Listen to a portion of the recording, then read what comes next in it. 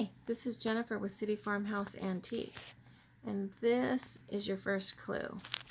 This technique for this week's Find of the Week is actually called Millefiori, and that should give you a clue as to what the Find of the Week really is.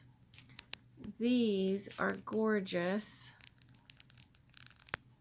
Murano glass birds, all the way from the island of Murano, Italy, where a lot of this is made. And so they actually moved hundreds of years ago the glass making furnaces from the mainland to the island of Murano to avoid fires. They didn't want the risk of the furnace fires to be on the mainland where it could burn homes down. So that's how these pieces got their name, Murano Art Glass.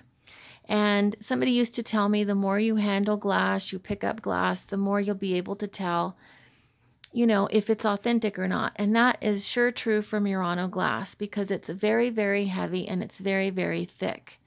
And when you pick up a piece of glass, automatically you can tell if you're looking at a real piece of authentic Murano glass or if you're looking at a knockoff made in China, because the quality definitely is not going to be there on a cheap piece from China. Now, these pieces are a little bit lighter because they're not solid. They are really, they're just kind of like bubbles, but the detail on these pieces are exquisite. They are both signed. They're a set. They're signed by Luigi Mallara. And another telltale way to identify an authentic piece of Murano glass is you can see this little indentation here. And this little indentation is from the pontil. There you can see it better. So if you can imagine in this hot furnace room having a lot of several pounds of weight on the edge of a several foot stick or pontil and having to turn it, blow it, and then add the Millefiori, these canes of colored glass that are cut, that are added into the piece and blown in it. And then this is the aventurine technique where you have other metals that are blown into it to cause these gold flecks, which are two popular techniques in Murano glass. But that's all at the end of a several foot long stick. So when they take that off of that stick, or that punt is what it's called, you have a pontil. Now your fine pieces of glass, your upper end glass, they're all going to be polished like this, and that's typical of Murano glass.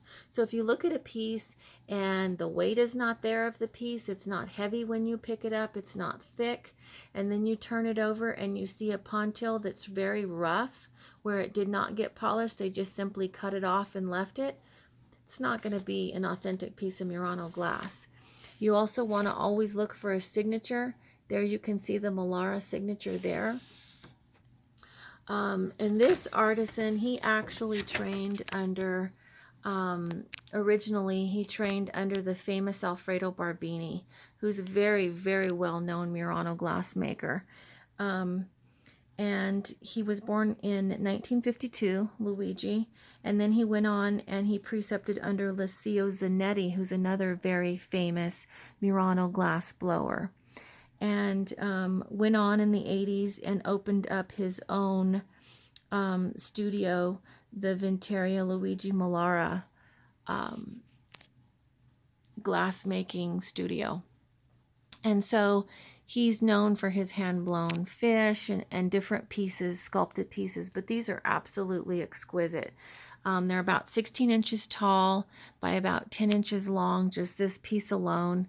And the coloring and the detail is just unbelievable when you turn these around. I mean, he's got brass legs that are bolted into the bottom. I've never seen pieces like this. I've had a lot of Murano glass birds, but these are very, very different. And then you can see the color throughout. I mean, can you imagine blowing all of that?